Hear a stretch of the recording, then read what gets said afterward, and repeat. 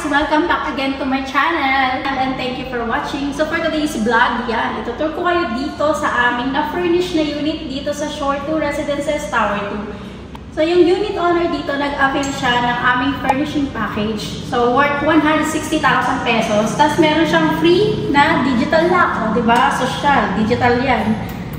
Ayan. O, kitang tunog diba? So itutur ko kayo dito. Tara na. Ika.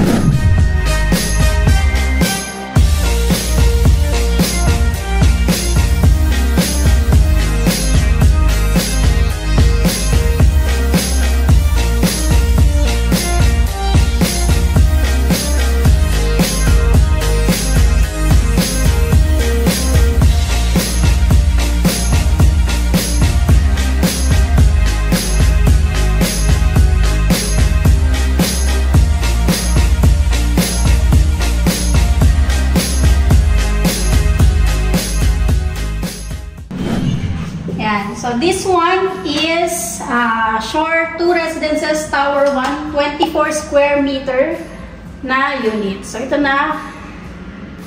Yan. So itong mga to turnover ito. Alam niyo naman yung turnover dito eh. May kasama ng stove. Tapos ayan, may cabinet na rin tayo kasi sa ibang residences walang overhead cabinet. Tara. So ngayon, yung CR muna. Ayan. So, yung CR natin, ganyan. Meron siyang washing machine, tapos kami na yung naglagay ng mirror. Andyan yung mirror sa kabila. Ayan, kami nag-install niyan. Tapos, yung heater natin nasa kabilang side. And, may kasama na siyang shower curtain. Pero ito, pwede nyo tong palagyan ng shower enclosure, yung salamin. Kaso si owner, dahil package yung inabig niya, hindi siya nag-add-ons. Shower enclosure lang yung pinalagay niya. So ito, so meron tayong heater, multi-point yan. Itong head shower, saka hand shower, parehas yan, mainit. Umiinit, okay? And tapos may lalagyan na tayo dun ng sabon. And dito naman tayo sa kitchen part. And ito naman ang ating kitchen part. Nandito ang ating 2-door na Samsung refrigerator. Ito talagang tested ko na to since 2019. Yung mga unit owner ko ganito ginagamit. And so far wala naman masyadong complaint. Ibang brand ata yun may complaint sila. Pero dito wala naman. Tapos, itong microwave natin. So manual lang siya. Ganito lang siya paikot.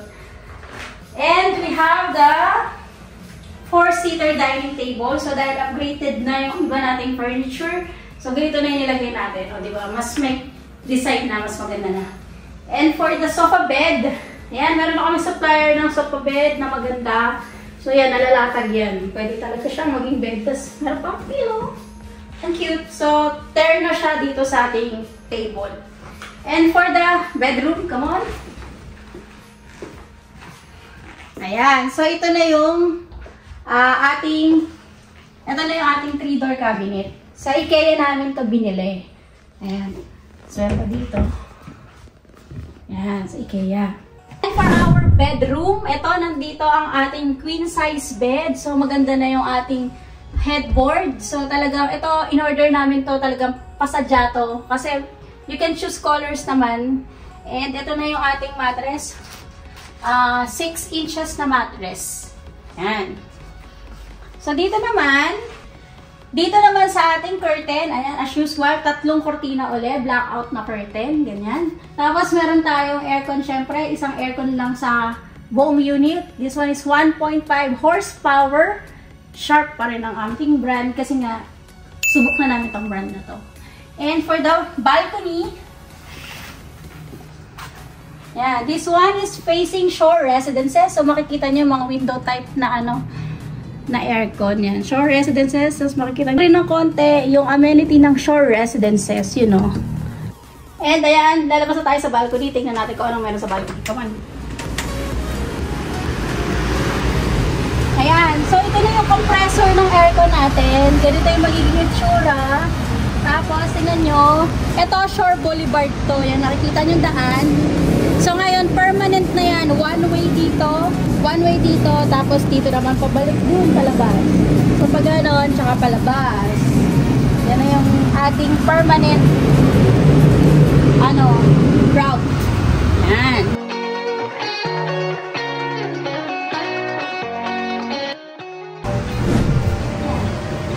So this is our gym. This is our gym sa Tower 2 ng Shore 2 located. Ayan.